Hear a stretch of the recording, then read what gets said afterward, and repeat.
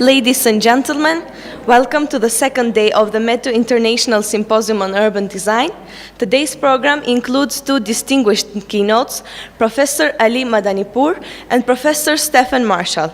The first keynote speech will be given by Professor Ali Madanipour. He is a professor of urban design and the director of the Global Urban Research Unit at Newcastle University. His primary works include Design of Urban Space, an inquiry into a social spatial process, public and private spaces of the city, designing the city of reason, foundations and frameworks which have been basic references, especially on social dimensions of urban design. Now, we kindly invite Professor Madanipour to the floor.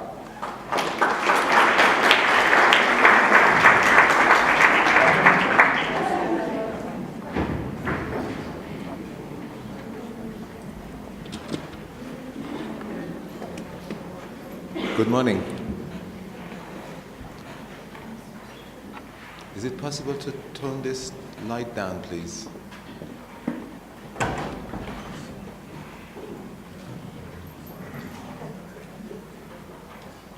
This one.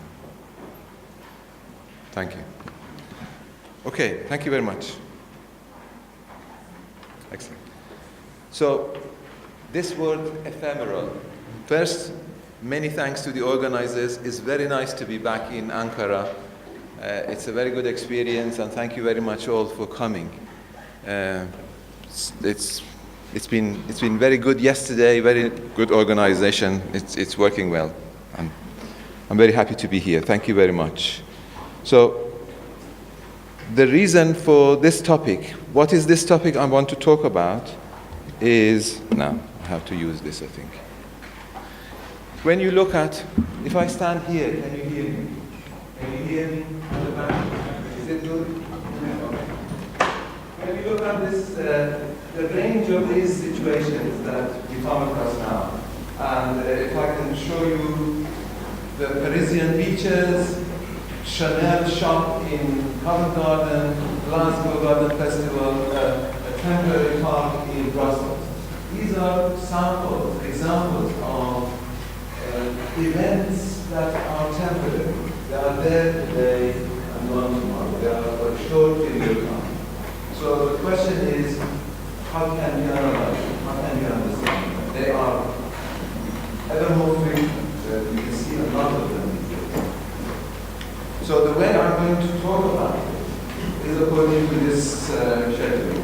I'm going to look at who is behind them. So if you look at private, public, and social sectors, of course these sectors are not very strictly separate, but this is giving me a framework. And also, their sort of intentions of how to use the space. So is it pragmatic or transformative or qualitative? The context, I'm not going to talk much about the context. You know all these things: globalization, technological change, changes in the nature of the state and relation to the economy, the situation of economies driven by consumption, cultures that are much more diversified and much more unequal socially. So if I go to the first slide, I'm going to first series of slides, looking at it from the perspective of the private sector. So what do? If you're a private sector agent, company, individual, and you are investing in these temporary events, what are your intentions? This is the situation in the UK. After the recent economic crisis of 2007-8, there's a huge number of shops that are empty. If you look at the graph here, it shows going up vacancy, shop vacancy, and in some of the towns and cities, up to a third of shops are empty. And high streets are in trouble, and high streets are vacant. So high streets in the UK are in trouble, partly because of competition from supermarkets, competition from online shopping, but also the economic crisis that is been going on. Now, this is so one of the reasons is finding places, activities to fill in these empty spaces.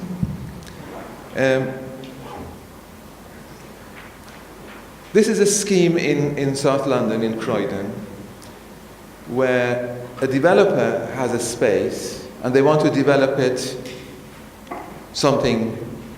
They're waiting for the moment of development to be ripe.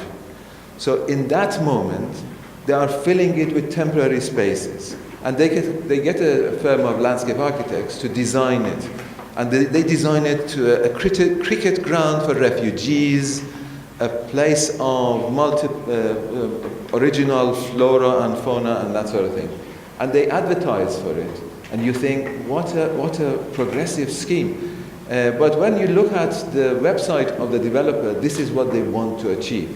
So the idea of cricket ground for refugees is a temporary use of this space, waiting for the time that the market is correct for the developer to build something like that. And if you look at the website of the designer, there is no reference to local flora and the sort of natural habitat. They are building something like this as well. So everything is an interim measure. The temporary use of this space is an interim measure for a bigger development. Part of this interim is also experimental because they are doing market testing and promotion and branding. There is a huge amount of activity going in pop-up shops because there are temporary shops for a short period of time, and there are networks, empty shop networks. There are a lot of people who are putting a lot of effort in showing what can be done. Pop-up store, a pop-up shop is a great hook to use to get press for your brand. So make sure you get the word out that you are offering something new and different for a limited period of time. It's a way of marketing. And of course, then it is used for startup businesses. This is advice from Northern Ireland. How do you get to use it as a method of product promotion, brand awareness, and marketing? So you test the market. If you are a new business, you use it. You don't have to invest a huge amount. You test it. But these brands, these are very famous brands. Chanel, Coca-Cola, Clark Shoes, Bob Dylan. These are famous names. They don't need temporary shops because they are not short of money anyway. So what you have is turning this interim measure that some people have to take because of the situation, economic situation, becomes a cultural trend, and everybody wants to ride that cultural trend. And that's what you get, that these people, Chanel has a pop-up shop in Covent Garden. It's a kind of fashion, a fad. And IKEA, that I don't know if you have I'm sure you have an IKEA in Ankara, but they are a huge store, and they are also ride on this. This is from the temporary shop in Milan last year. There's a design week in Milan, and IKEA has a temporary shop because in Milan there are temporary spaces used for temporary exhibition of design work. But then also, if you are an urban dweller in many cities around the world, you have a temporary existence, and you use the space for as a temporary shop, as a temporary way of survival. So there's a large number of people around the world, informal economy, livelihood operators, who use the space of the city temporarily because they don't have anything permanent to live on. It is a way of survival. So it's the informality is a way of surviving as well as a way of branding. You see the range of the possibilities that you see. So it's turning in the more established places like this in central Newcastle, that you turn the experience into an economic asset. So you want to make sure that people are there for the experience. And the experience is temporary by nature. And the experience finds monetary value. And the same space of the city center is used for promotion. You wouldn't have imagined this sort of dominance of branding and promotion. Thank you. Just a few years ago, to see this is competing with the statue of Earl Grey, who was a big political reformer of early 19th century, and now we have a statue of Coca-Cola standing tall in the middle. And this is from street food in London. That is, I just took this picture very recently in Tottenham Court Road. It's street food is a fashion that they promote, partly for finding employment for these people, partly for the public authorities to get some rent. So you have a situation that these are the sort of street markets that have been around for a long time, but the street markets like this are temporary and more frequent. So it's a combination of informal survival and the fashion and a wave of like short-term temporary urbanism. And they promote that in a place like Regent Street. They use events to promote the shops. So the combination of promotion of event-based urbanism, if you like. This is the same place, Regent Street. So they set up events. This is for advertising a drinks brand and various things. The public space of the city becomes an attachment to the marketing of commercial products. And this is from Toronto, but the same principle. The Chinese have used this for a long time, that they use events and festivals to promote their cultural products. This is in the Chinatown of Toronto. So if we get to the public sector, what do they want from it? We know private sector wants it. If you are very poor on the lower end, you want to survive, so temporary existence is part of your life. If you are starting a business, you test the market. If you are better established, you use it as a brand making, as a fashionable experience. What if you are a public sector? Are you interested in this? Are you part of this trend? Part of this? This is Garden Festival of Glasgow, and they started in late 80s, and there are a few of these in the UK. It is the biggest temporary event that you can have, one of the biggest. So a large part of the city becomes a festival. Basically, it's a way of a transformation. It's coping with a big crisis. You know, deindustrialization in these cities made a lot of these spaces redundant, and you had to do something. So one of the things that they started to do was to create temporary, these are bridges between a situation that was industrial and it's gone away, and a future which is unknown. So it's a bridge. It's a bridge between the past that you know and doesn't exist anymore, and the future that you don't know. So it's a kind of an experimentation. But it's partly to do also about the mismatch between places and activities. You have a lot of space, you have a lot of land, and not enough activities to go around. So there's a lot of temporary parks in these places. This is from Newcastle, so it's a piece of land that is left empty for a long time. They make it into a small park until the time comes that somebody is ready to invest and turn it into a building, as you see on the lower left. So the building started and the park is gone. So the park was an event, the landscape was an event. It wasn't surviving, it was just a short. In the past, they made parks to survive. There are 19th century parks that are still around, and nowadays the parks are very short-lived. So the garden festivals and parks are short-lived. And of course, now you see refugee camps. This is in Germany and in Jordan, the refugee camps, and there are many in Turkey. But so this shows public sector creation of temporary places to cope with the crisis. So all of these are somehow coping with the crisis, economic or political. But also the public sector uses these temporary events for promotion, re-imaging, and branding of places.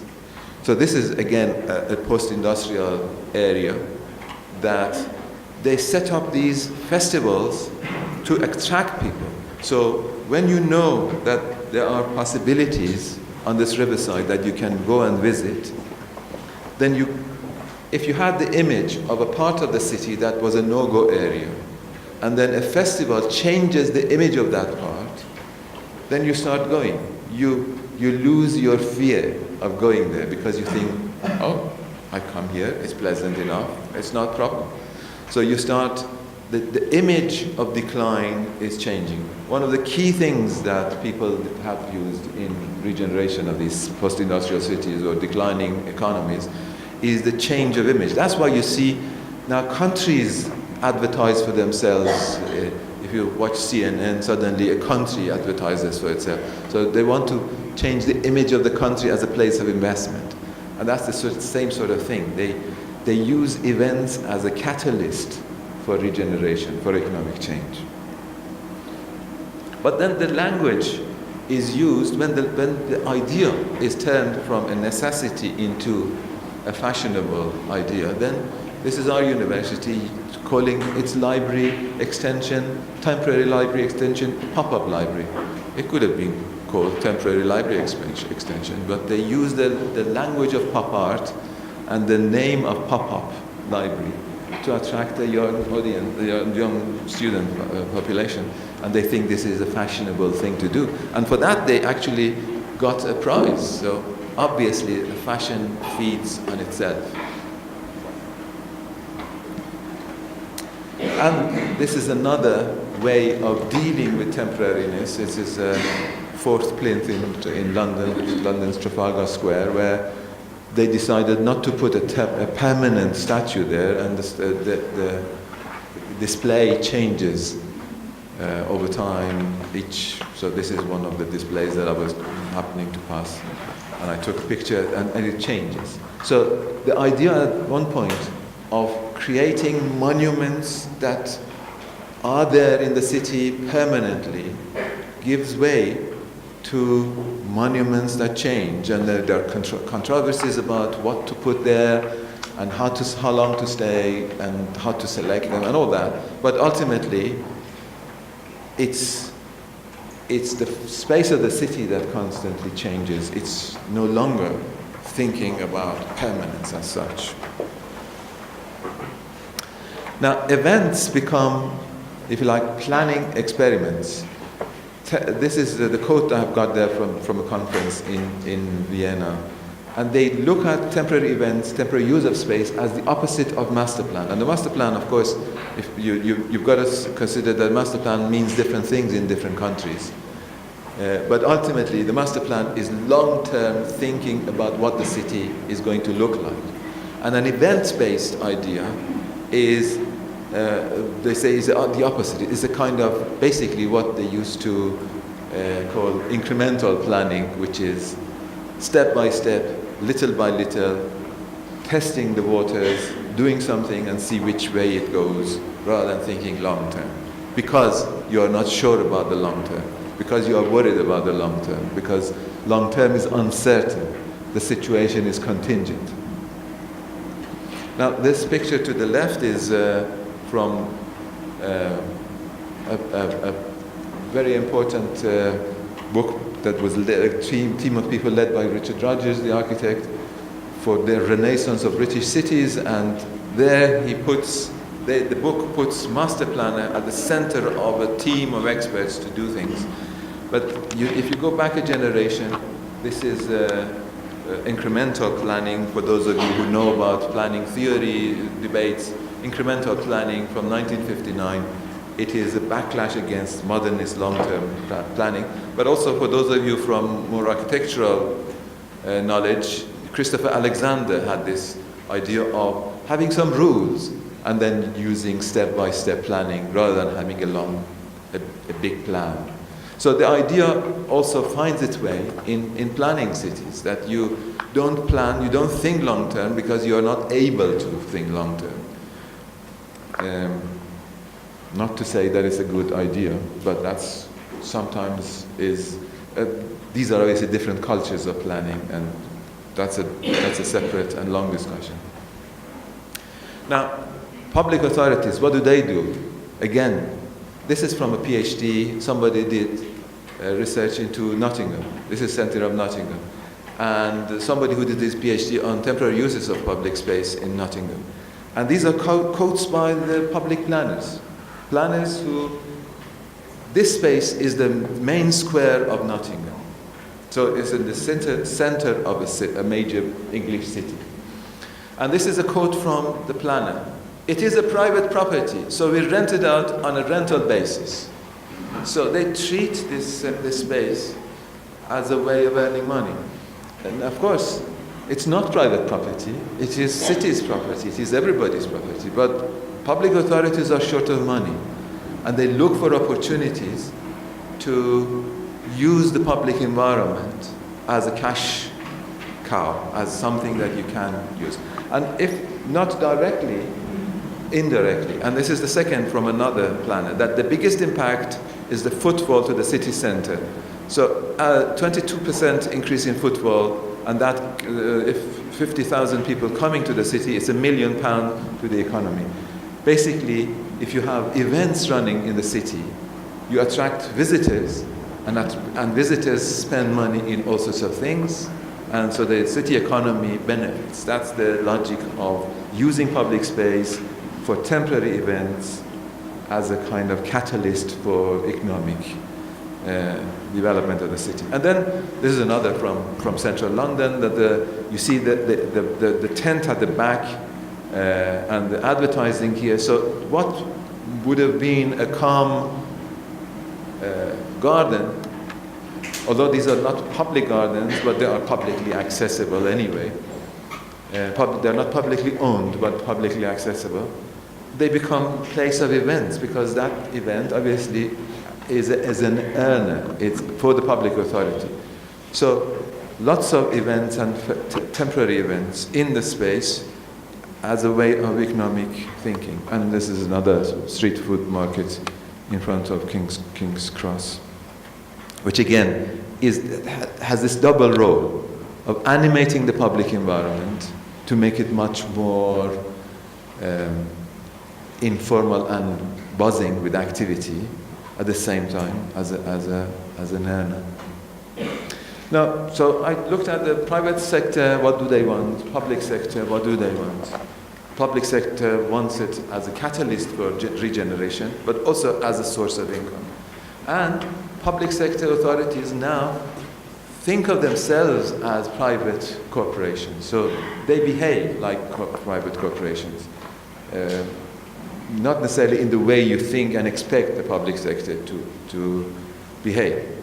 And I gather from some of the articles and dissertations that I've read from Turkey, is one of those issues that you see how the development of the city is considered to be a business opportunity by everybody. And that's not limited to Turkey, that's same everywhere because of these big changes.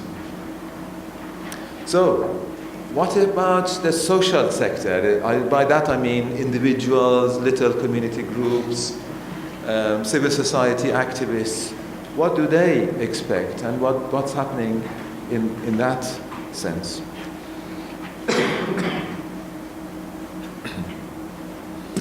So, they use it also as an interim measure, because they think, okay, there are these empty shops. How can we use them to our benefit? So then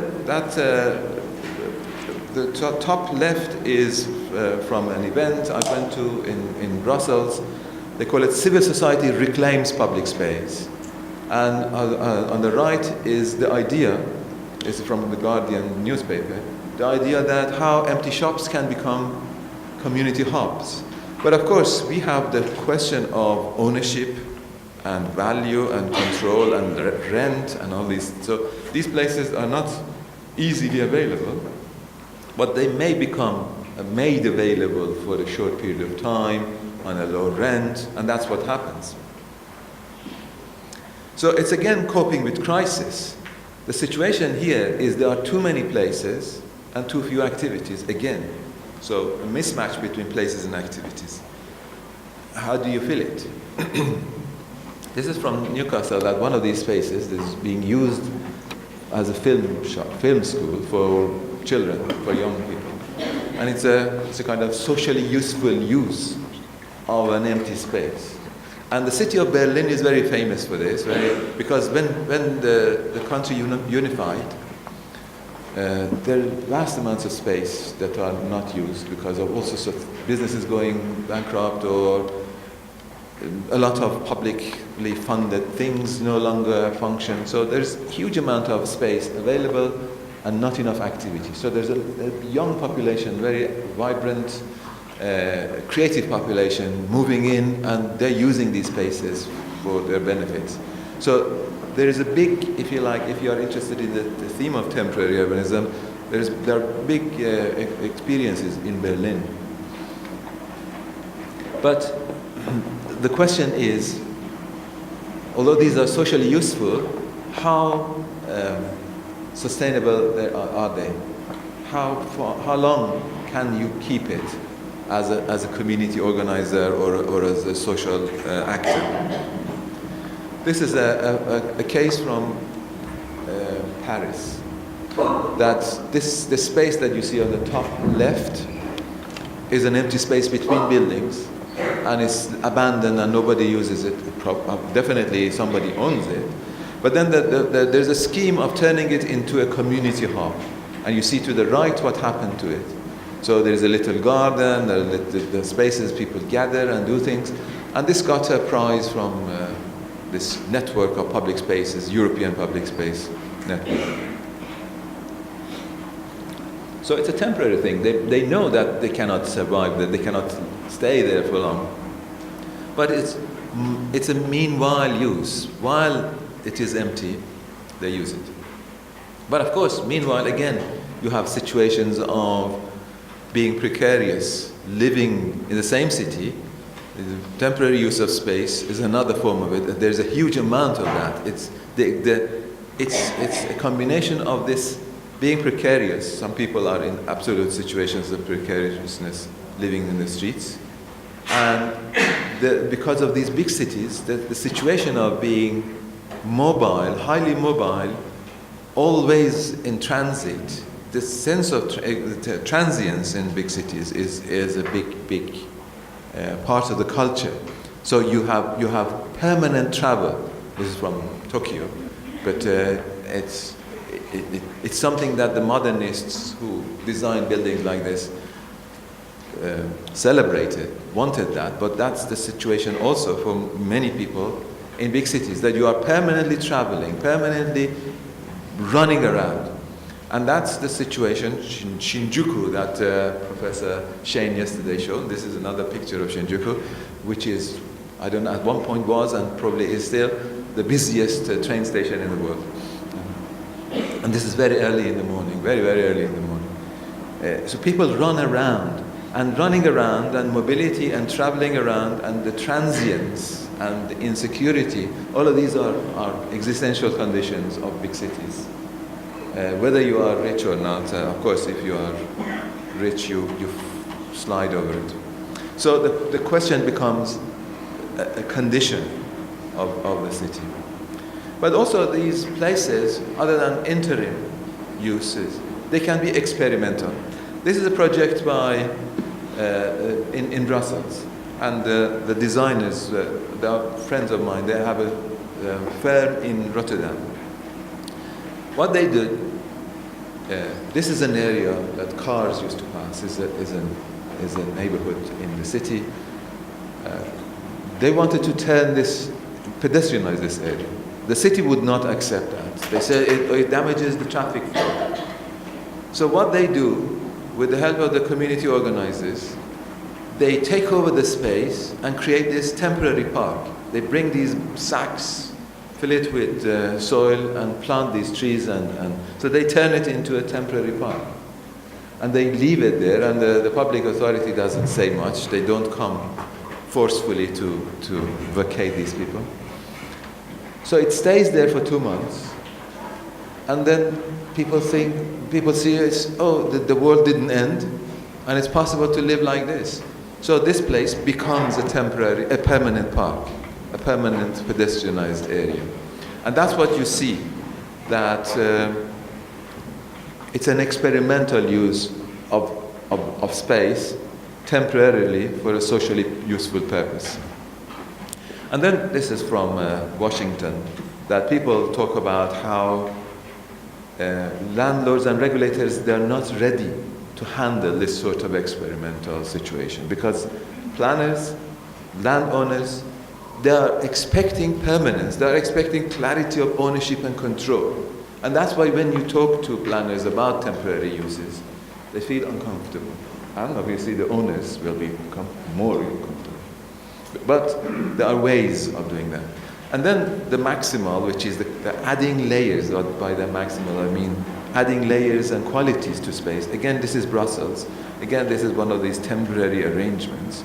But add some sort of greenery to a drab environment, with painting, with pictures, with greenery. None of it is permanent, but it is a kind of an attempt to make the situation slightly better. But then you see also a commercial, a consuming side to all of this as well. Street art is one of those things, short-term events, short-term interventions. This is going to disappear soon, but it animates the urban environment. Guerrilla gardening, graffiti, all of these are short-term contributions by the social actors, if you like. Somebody decides this part of the city is abandoned, nobody is interested in them. I come and plant some trees, I make it interesting. And of course, there's no guarantee that this survives, but there are parts of cities that you see the people do this sort of thing. Or graffiti artists who decide to embellish the town, although not everybody agrees with their way of embellishment, but that's temporary. So what you see is not sure to be there tomorrow. Now this is the American entry to the Venice Biennale of 2012, and it had 300 odd contributions like this. Now this is from their brochure, from their website, and I read it for you. Provisional, informal, guerrilla, insurgent, DIY, hands-on, informal, unsolicited, unplanned, participatory, tactical, micro, open source. These are just a few of the words floating around to describe a type of interventionist urbanism sweeping through cities around the world. And because they are socially launched, originated, they're called spontaneous interventions, design actions for the common good. But the other sentence in their statement is that all of these acts might be gentrification by another name. So this is a point also to take into account, because a lot of these activists are middle class, comfortable activists who decide to do something somewhere else, and there's no guarantee that it continues, and there's no guarantee that it's not a lever to something different, which is not necessarily welcomed by those local inhabitants. So, I come back to the scheme that I started with, that the intention of these temporary events is sometimes pragmatic use of space, filling the gaps left by a big structural change in the economy that has left lots of spaces empty. And you need to do something. You have too much space, you don't know what to do with it. So you start experimenting, you start doing, filling the gaps for a short period of time.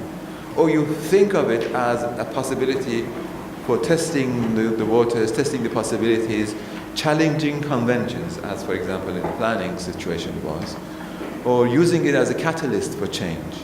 So challenging conventions is one of those things, that the way you think about, if you think about, for example, the artists use a technique very frequently, and that's displacement.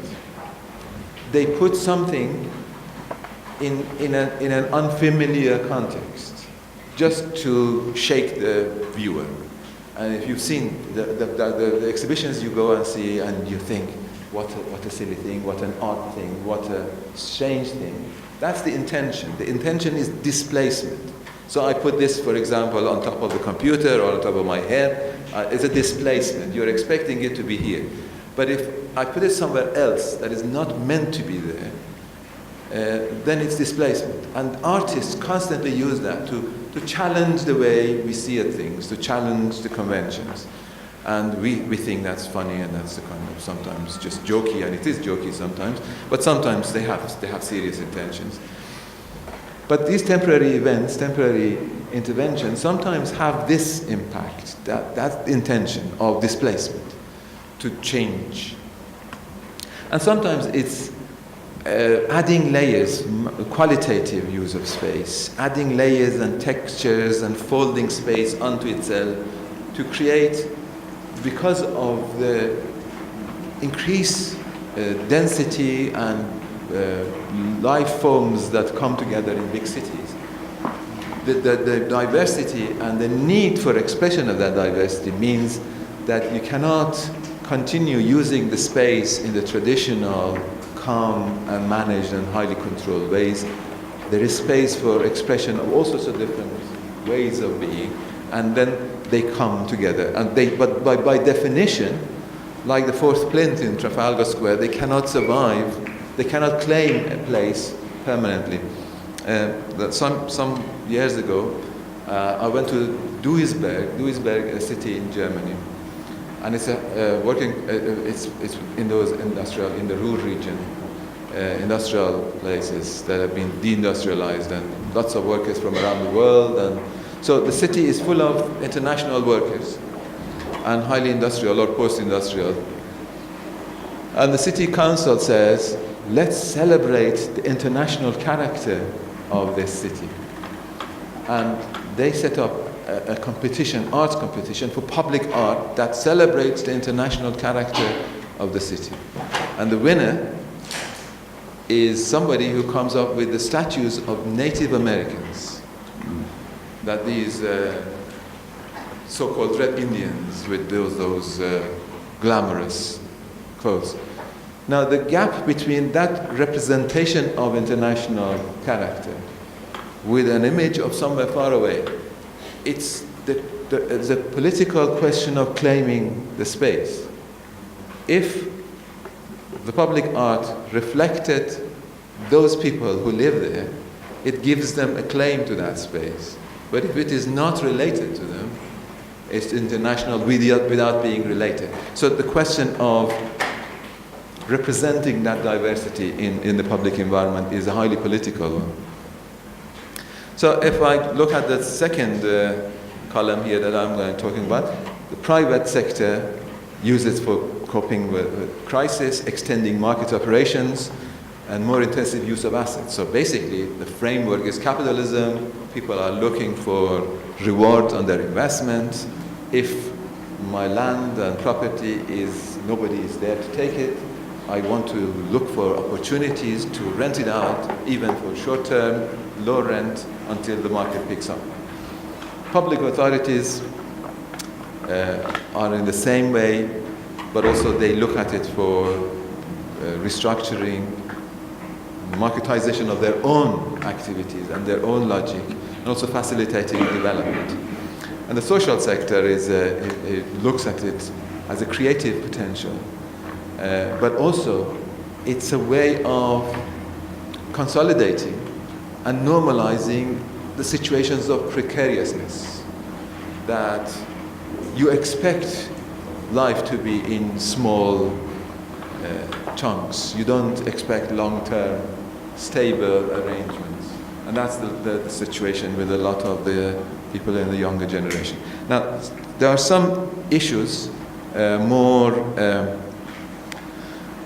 extended discussions of these things, that how this changes the time in the city, the temporal routines of the city, and the boundaries between public and private spheres, how this changes that, and how this whole thing is a cautious, conservative, step-by-step, transient way, and how the two sides of this coin of creativity and precarity, and the question becomes innovation by whom, for whom, and with what impact. And how people use the terms in one capacity but meaning other things. So when you say innovation, what does it mean for other people? And what innovation for one person may not be innovation for another, may be destruction for another. So the last slide that I'm going to show you is to say, if you are interested at all about this, is a book that is coming out early next week, and I talk about these things and lots others about the time issue that I mentioned, but I didn't have time, and I think the discussion, a separate discussion about the temporality of the city, the time routines and the tempo of the city, and how this sense of transience and how short-term interventions and how faster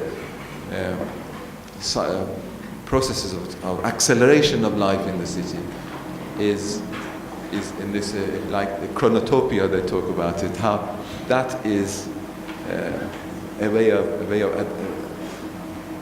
enjoyment, but at the same time a way of enslavement, if you like, to a routine of running ever faster and not arriving at any time. So thank you very much. I stop here.